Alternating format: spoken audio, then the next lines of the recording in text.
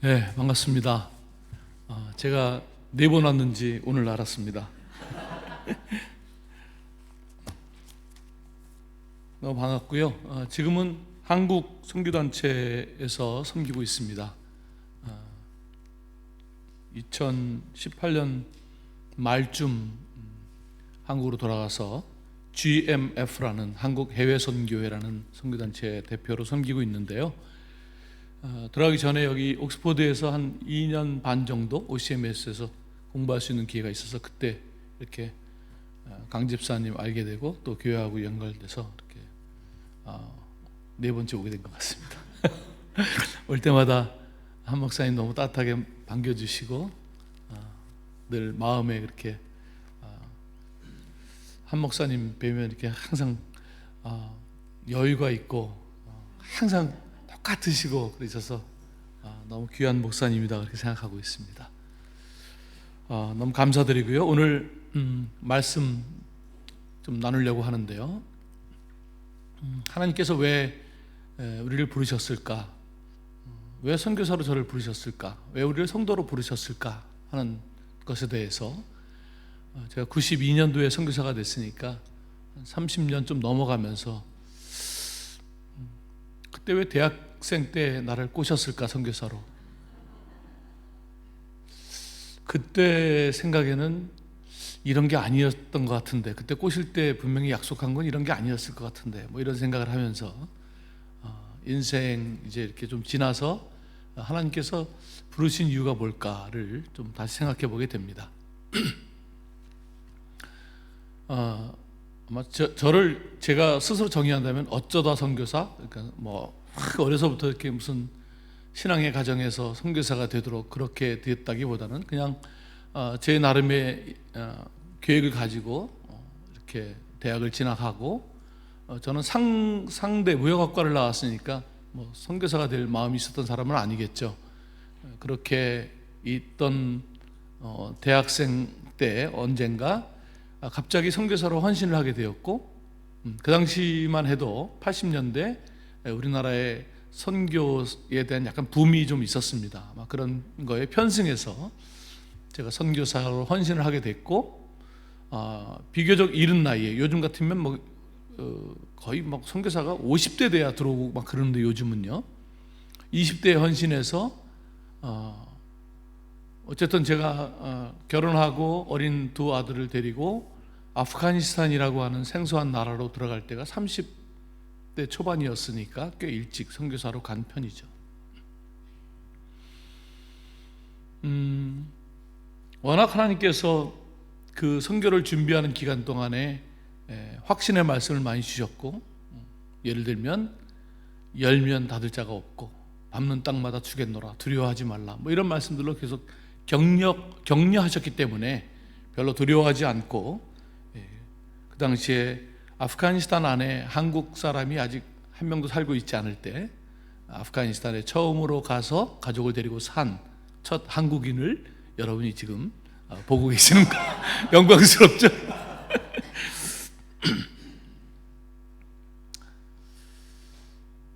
그 당시에는 아프가니스탄을 들어갈 수 있는 길이 무슨 비행기가 다니던 그런 시대가 아니었으니까 파키스탄으로 들어가서 차를 타고 이렇게 힌두쿠시 산맥을 넘어서 이렇게 들어가는 그런 머나먼 여정이었는데, 어린 자녀 둘을 데리고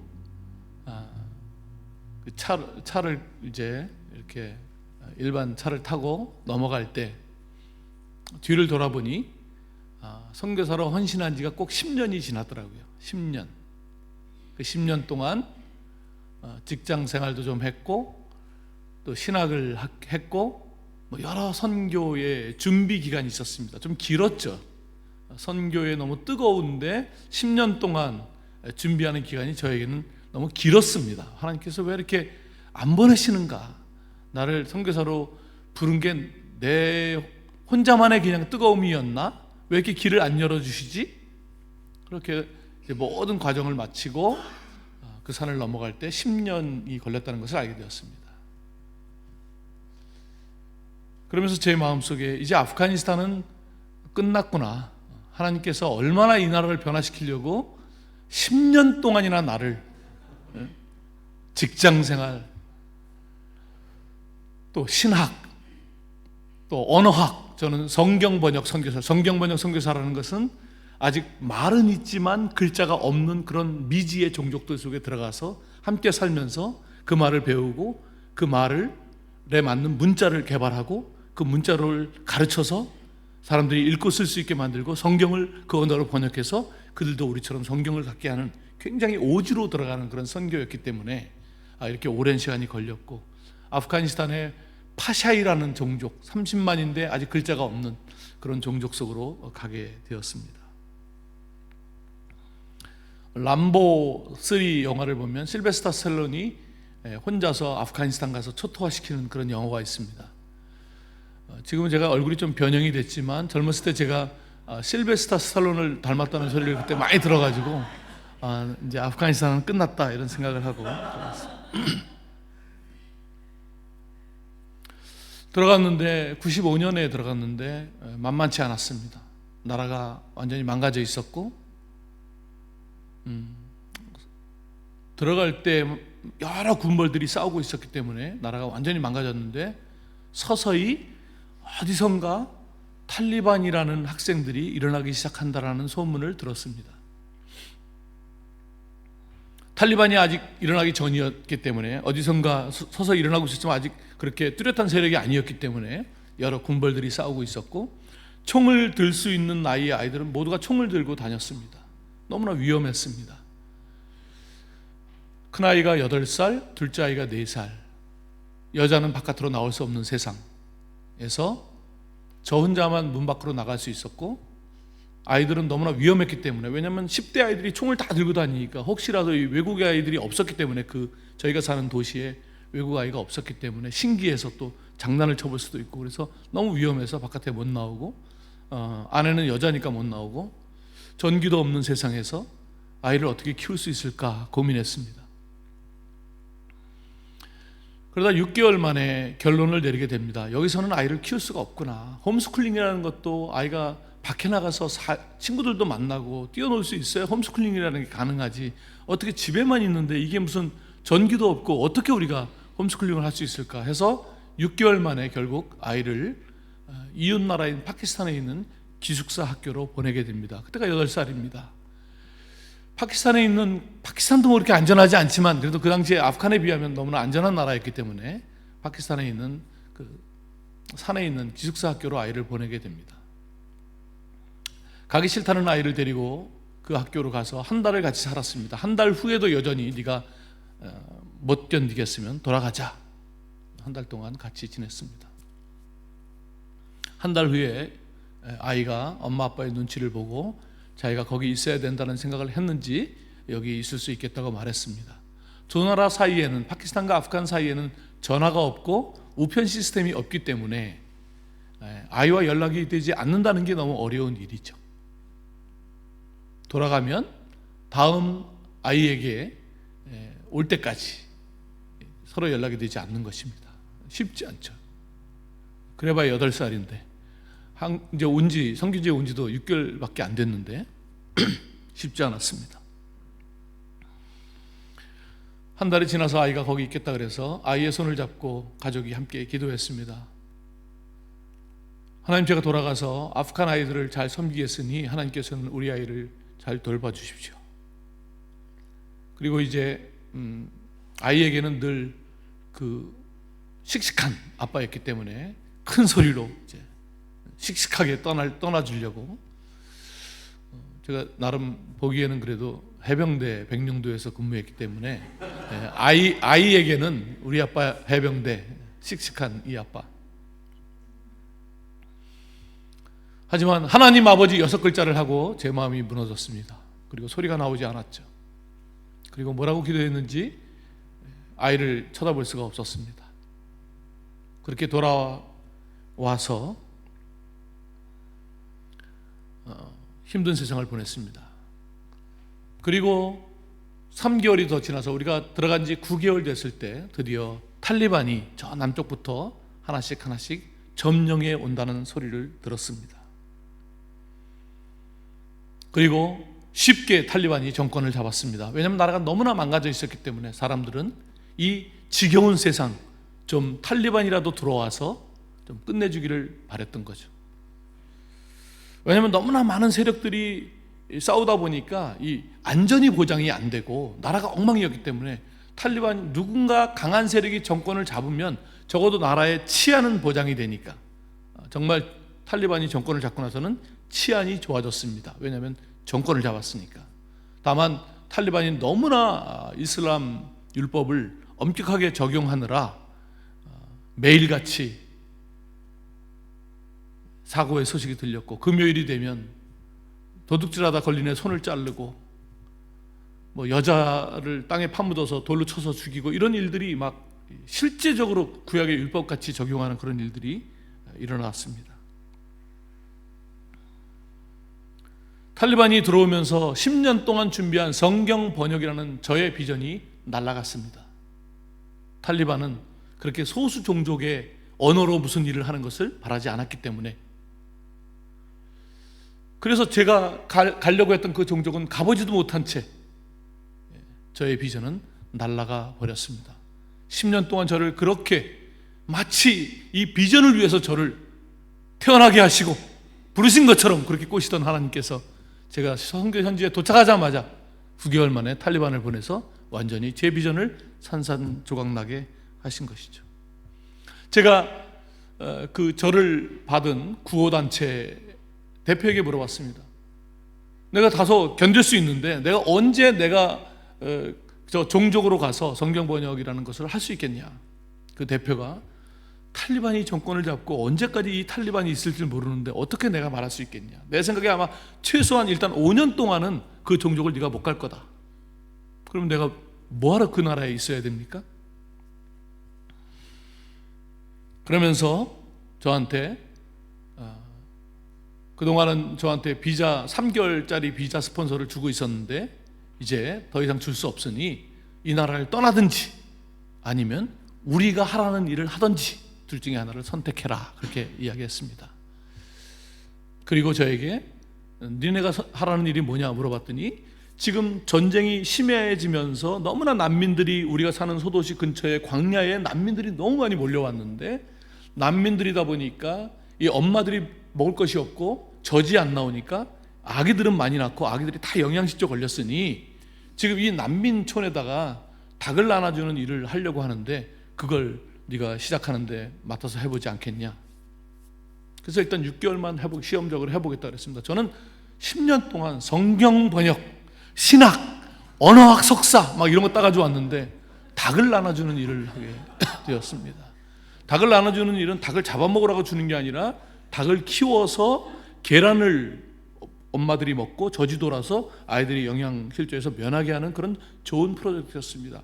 저는 닭을 먹어만 봤지 양계장을 하다 온 사람은 아니잖아요. 물론 어렸을 때 병아리 초등학교 때 사서 키워본 적은 있지만, 그래서 축산을 전공한 아프간 현지인 한 사람을 붙여주었습니다. 그래서 현지인이 시장에 가서 약을 사고 백신을 사고, 왜냐하면 닭들이 죽지 않도록 이제 닭을 나눠준 다음에 백신을 해야 되니까 그 백신 할 때 제가 할 수 있는 일은 닭이 움직이지 못하게 닭날개를 꼭 붙들어주는 그런 조수 역할이었습니다. 그러다 닭이 푸드덕거리면 놓쳐서 광야에서 닭을 막 쫓아갔습니다. 닭을 쫓아가면서 생각했습니다. 하나님, 이러려고 10년 동안 저를 그런 훈련을 시키셨나요? 도무지 이해가 되지 않았습니다. 닭날개를 붙들기 위해서 목사와 언어학 석사가 필요한 것은 아닐 텐데 왜 그렇게 오랫동안 훈련을 시키셨나? 저는 그런 관점에서 오늘 아브라함을 좀 생각해 보고 싶습니다. 아브라함이 무슨 해외여행 가고 싶다고 말한 것도 아닌데 하나님께서 나타나셔서 내 고향 친척 아비집을 떠나라. 그래서 떠났습니다.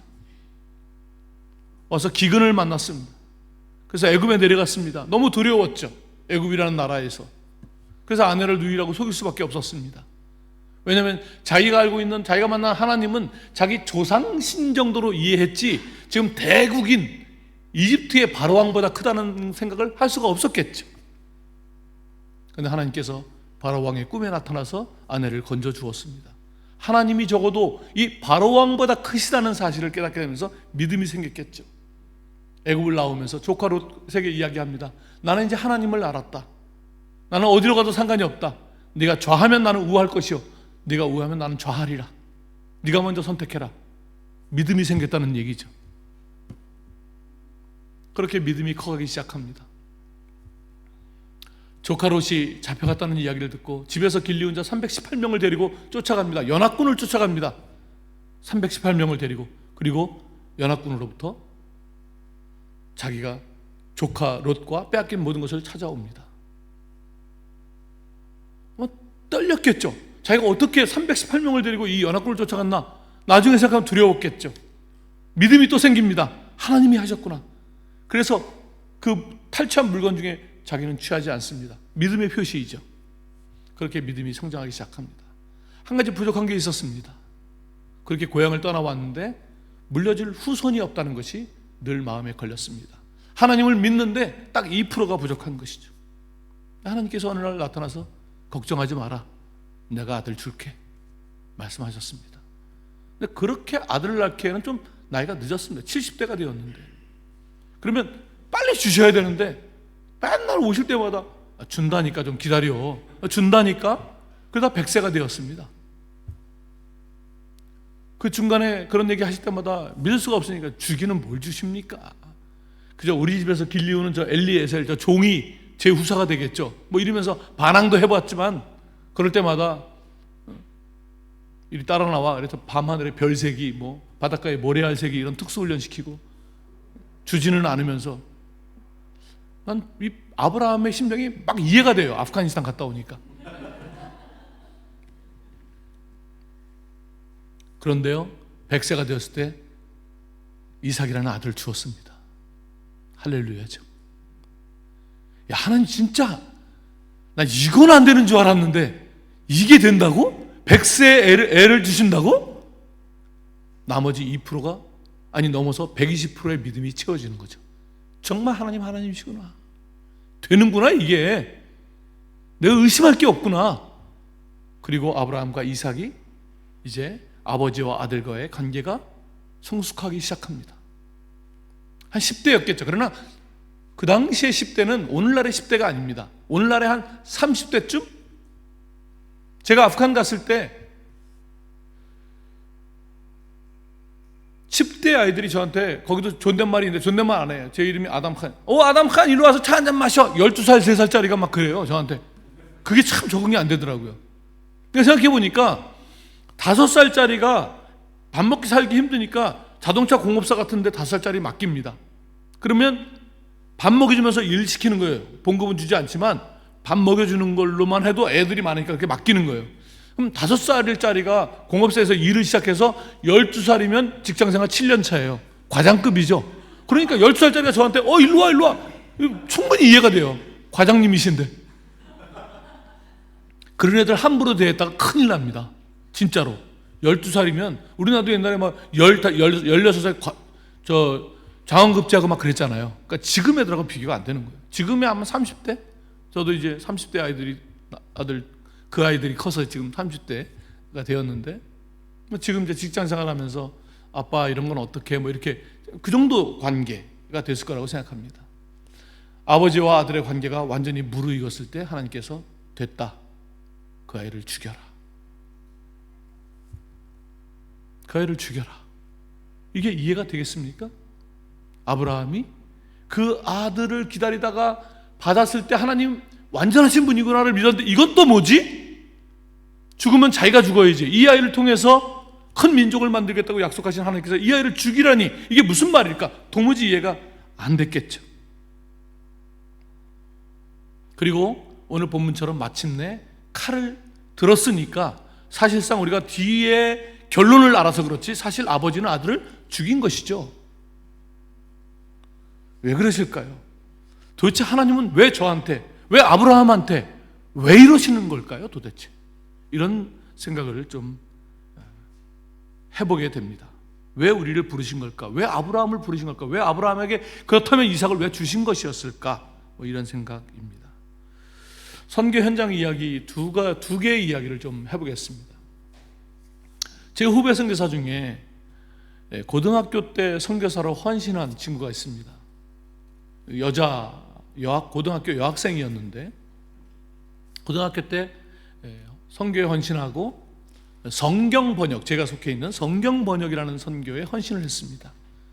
그리고 대학생이 돼서 대학생 단체에서 열심히 하면서 아주 뜨겁게 신앙을 키웠고 선교사가 되기 위해서 왔어요. 그러다가 이 성경 번역은 보통 배우자 한 사람이 성경을 번역하고 한 사람은 문해교육, 글자를 만들면 가르치는 일을 해야 되기 때문에 둘이서 팀이 돼야 되는데 보통은 남편들이 성경 번역을 하고 부인들이 이제 가르치는 일을 하는데 여기는 이제 여자 선교사가 성경 번역의 비전을 가졌기 때문에 이제 교회에서 교회 오빠를 꼬셔갖고 결혼했는데 교회 오빠가 마침 국어 선생님이야. 딱 가르치기에 좋아. 그래서 훈련을 받고 저 먼 나라 인도네시아의 제일 동쪽에 있는 파푸아라는 정글 지역이 있습니다. 거기에 선교사로 갔습니다. 가서 오지에 있는 정글 종족으로 갔는데 종족 사람들이 다 합해서 한 250명 정도 됩니다. 야, 내가 평생을 여기서 선교를 해야 되는데 다 해봐야 250명이야. 이걸 내가 할 필요가 있을까?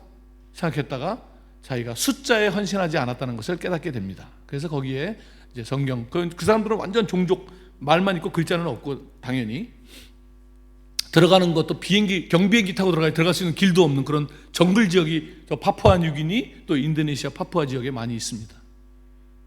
종족마다 언어가 다릅니다. 파푸아뉴기니라는 나라는 한 나라 안에 한 700개의 언어가 사용될 정도로 종족이 많은 나라입니다. 전 세계에는 약 7,000개의 언어가 존재하고 있습니다.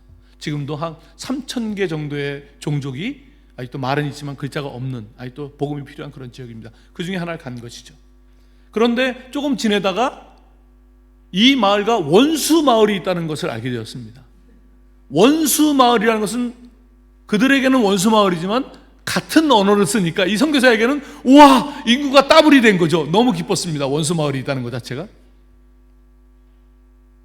그런데 성경을 번역하러 들어갔는데 너무나 교육을 받은 사람이 없으니까 이 성경을 함께 번역할 수 있는 현지인이 없다는 것을 알게 된 것이죠. 보통 그런 경우에도 선교사들은 자기 비전 때문에 밀어붙입니다.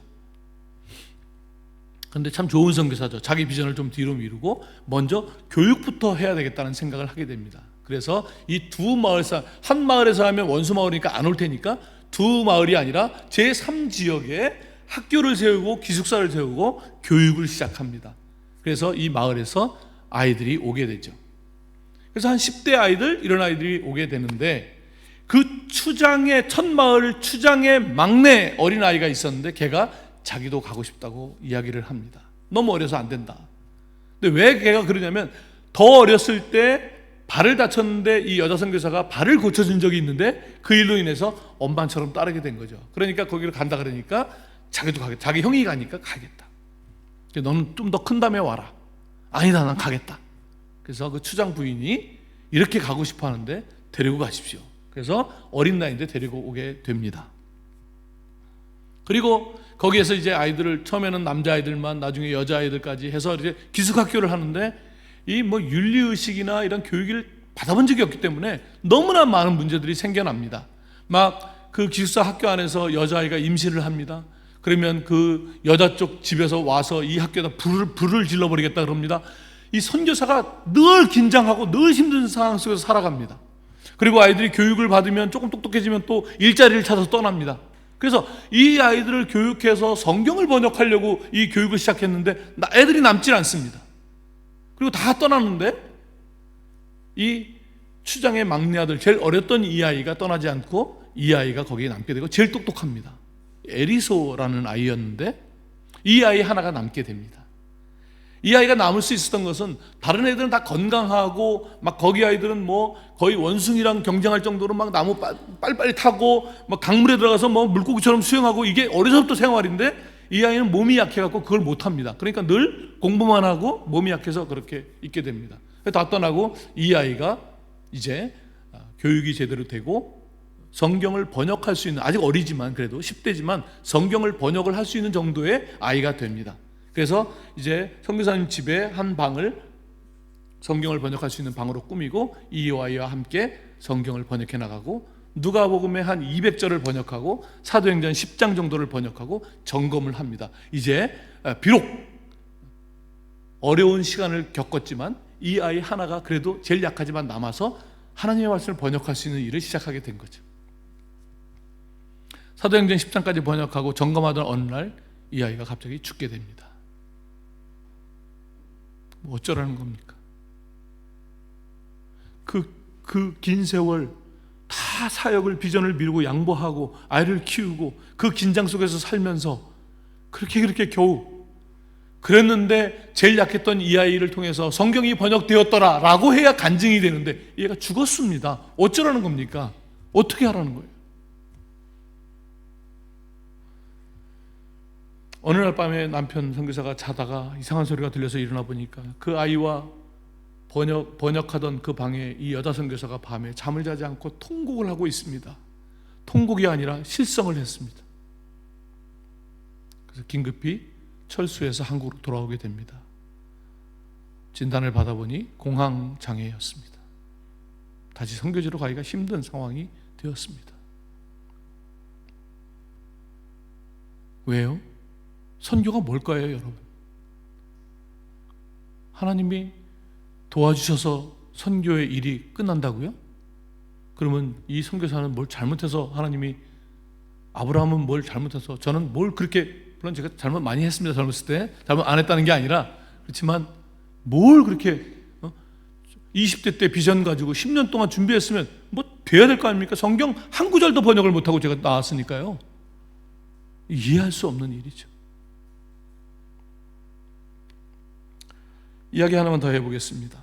요즘은 한국에 이주민들이 많아서 이주민 사역하는 선교사들이 많이 있습니다. 보통은 선교지에 있다가 여러 가지 일로 철수해서 한국에서 자기가 있었던 나라, 뭐 파키스탄, 태국 뭐 이렇게 이주민 사역을 하는 일이 많아서 지금 한국에 한 350만 이주민이 있고 이주민 사역이 활발해지고 있는 중입니다. 그런데 제가 아는 이 후배 목사는 원래 선교사 출신이 아니라 한국에서 신학을 했는데 태국 사람을 이렇게 어떻게 알게 되면서 한국에서 태국 목회를 합니다. 여러분, 한국 목회를 하면서 태국 목회를 이렇게 곁가지로 할 수 있지만 한국에서 태국 목회를 한다? 어디서 헌금이 나오고 어디서 무슨 목회를 할 수 있습니까? 그런데 참 너무나 이쁜 이 목사님하고 사모님하고 이 부부가 정말 깨끗한 사람들, 그 태국 목회를 합니다. 사람 많지 않죠, 물론. 뭐 한국 떠나신 지 오래됐지만 저 북쪽으로 가면 동두천이라는 곳에 있습니다. 그 동두천에 있는 어느 교회가 안 쓰는 허름한 수양관을 하나 쓰라고 빌려서 거기서 태국 교회를 하고 있습니다. 어려움이 많죠. 어느 날 태국 자매가 아이를 낳습니다. 동두천이라는 곳에서 제일 가까운 큰 도시가 의정부라는 도시가 있어요. 의정부 산부인과에서 아이를 낳습니다. 이름을 하영이라고 지었습니다. 하나님의 영광이라는 뜻이겠죠? 산부인과에서 전화가 왔습니다. 애가 태어났는데 좀 이상합니다. 빨리 큰 병원으로 가보셔야 되겠어요. 그래서 이 목사님이 또 얼른 가서 아이를 산부인과에서 데리고 의정부에서 제일 큰 성모병원으로, 의정부 성모병원으로 데려갑니다. 의정부 성모병원에서 6시간 만에 전화가 왔습니다. 이 아이가 심장에 문제가 있는 것 같은데 여기서는 안 되니 서울 큰 병원으로 옮기십시오. 450만 원을 갖고 오셔야 됩니다. 퇴원비로. 이 돈이 없는 이 젊은 목사 부부가 급하게 막 여기저기 전화 걸어서 20만 원 막 꼬가지고 어렵게 그때가 인생에서 제일 힘들었다. 50만 원을 마련하는 게. 그렇게 해서 마련해서 아이를 퇴원해서 서울 성모병원으로 데리고 가게 됩니다. 서울 성모병원에서 의사가 이야기했습니다. 이 아이가 심장의 문제를, 뭐 애가 커봐야 얼마나 크겠어요. 심장이 얼마나 크겠습니까? 심장의 문제를 갖고 태어났는데 적어도 3차 정도의 수술이 필요해 보입니다. 1차 수술은 1억이 조금 넘게 나올 것 같은데 저희가 성모병원에서 감당하도록 하겠습니다. 여러분, 천주교를 어떻게 생각하는지는 모르겠지만 그건 교리와 상관없이 저는 이 서울 성모병원을 기억하실 것이라고 생각합니다. 그 이방 나그네의 어린아이 하나를 그렇게 살려줬으니까. 그래서 1차 수술을 잘 끝나게 됩니다. 수술비가 8억 9천만 원이 나왔습니다. 도대체 그놈의 심장이 무슨 문제를 갖고 태어난, 8억 9천만 원이 나오니까 성모병원이 당황했어요. 그래서 우리가 모아놓은 기금으로도 안 되니 우리가 신문 방송 해가지고 모금을 더 해도 되겠습니까? 그렇게 해주시면. 그래서 8억 9천만 원을 서울 성모병원에서 다 감당해 줬습니다. 1차 수술을 끝냈습니다.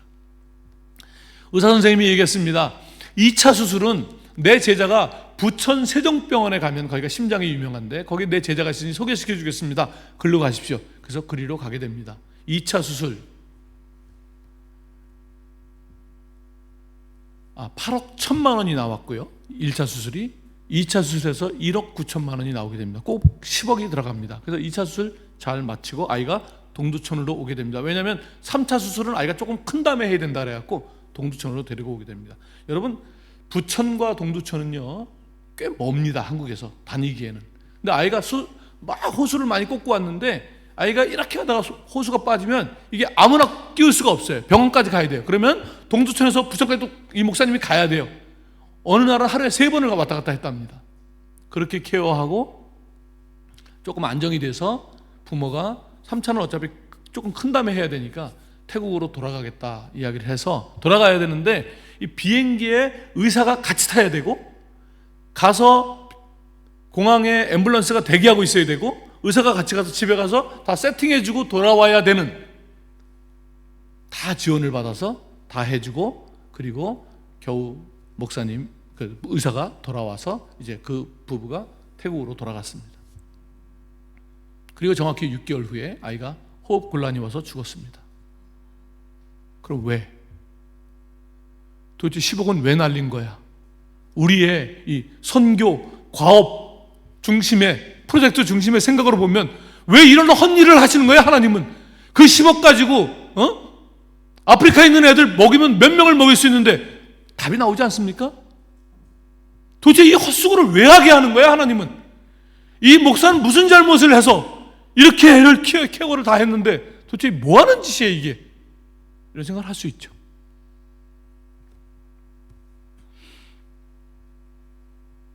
애를 써서 헌금하신 분들은 도대체 무슨 일을 한 겁니까? 그 아이가 잘 자라서, 제가 어렸을 때 이런 병이 있었는데 한국 기독교가 저를 살렸습니다. 이거 뭐 선교사가 돼야 되는 거 아닙니까? 우리가 생각하는 대로라면. 왜 이런 일이 일어날까요? 이제 이 질문을 가지고 다시 아브라함의 이야기로 돌아와 보겠습니다. 3일 동안 자기 아들을 죽이기 위해서 모리아산까지 가는 이 아버지의 심정이 어땠겠습니까? 잠이 왔겠습니까? 아이를 재워놓고 밤에 좀 떨어진 곳에서 하나님과 얼마나 씨름을 했겠습니까? 아브라함이. 하나님 도대체 이게 뭡니까? 말씀해 주십시오.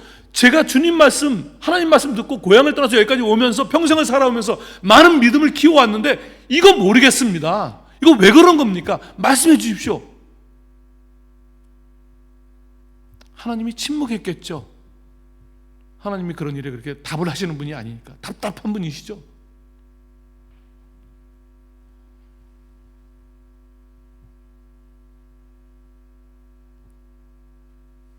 그 3일의 여정에 언제인지는 모르겠지만 아브라함이 하나님을 만났을 것입니다. 그리고 무엇인가 들었을 것입니다. 그래서 우리가 어떻게 알 수 있냐면 요한복음 8장 56절에 가면 예수님께서 유대인들과 말씀하시다가 이런 이야기를 합니다. 야, 너희 조상 아브라함은 나의 때 볼 것을 즐거워하다가 보고 기뻐하였느니라. 유대인들이 이해가 안 되죠. 지금 젊은 친구가 아브라함을 봤다 그러니까 무슨 소리야? 야, 네가 나이가 지금 50도 안 됐는데 아브라함을 봤다 그러냐? 그때 예수님께서 이렇게 말씀하십니다. 제가 성경 다 좋아하는 구절이지만 너무 좋아하는 구절입니다. 이런 말씀 들을 때 아브라함이 나기 전부터 내가 있었느니라. 우리가 믿는 예수님이 그런 분이에요. 아브라함이 나기 전부터 내가 있었느니라. 그래서 아브라함이 예수님을 만난 거죠. 무슨 말씀을 주셨을까요? 저는 이런 말씀을 주셨다고 생각합니다. 아브라함아, 이제 네 아이를 죽여라. 왜요? 이 아이를 왜 죽이라고 하십니까? 묻지 말고 죽여라. 왜 그렇게 하셨을까요?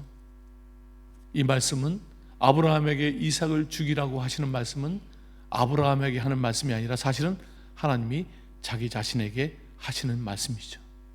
왜냐하면 하나님은 아브라함을 지금 하나님의 진리를 알려주고 그 민족을 통해서 온 세계를 구원하려고 하는 계시민족 하나님의 백성으로 부르셨기 때문에, 그저 하나님의 백성은 그저 가만히 하나님의 백성이 되는 것이 아니라 하나님의 진리를 알아야 하는데, 하나님의 진리 중에 진리, 예수 그리스도를 죽여서 이 세상을 구원하겠다고 하는 그 진리를 지금 아브라함에게 나누어야 되는데, 아브라함이 도대체 이 진리를 어떻게 알 수 있을까요? 알 수가 없죠. 그래서 아브라함에게 가장 사랑하는 아들을 만들어 놓고 그 아이를 죽이라고 하심으로써 독생자를 죽인다는, 자기 아들과는 비교도 안 되는 그 예수 그리스도를 죽여야 하는 하나님의 심정, 그 진리, 그 사랑, 그 희생을 깨닫게 하시려고 지금 이 긴 과정을 하나님은 오신 것이죠.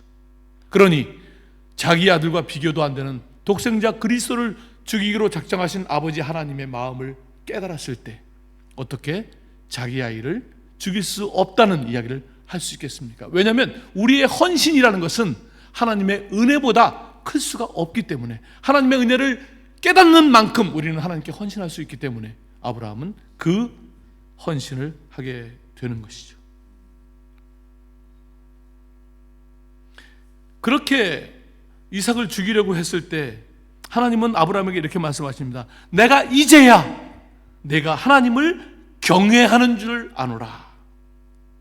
하나님을 경외하는 줄 아노라. 이 경외라는 표현은 인간에게 있어서는 하나님의 경외지만 하나님께서 보실 때는 인간과 친밀하다는 것입니다. 우리가 하나님과 가깝다는 표현은, 가깝다는 것이 어느 이상한 목사처럼 너 까불지 마 이런 게 아니라 하나님을 경외하는 것이고, 하나님께서 우리를 보실 때는 우리를 친밀하게 대하시는 것이죠. 그래서 시편 25편 14절에 이런 말씀이 있어요.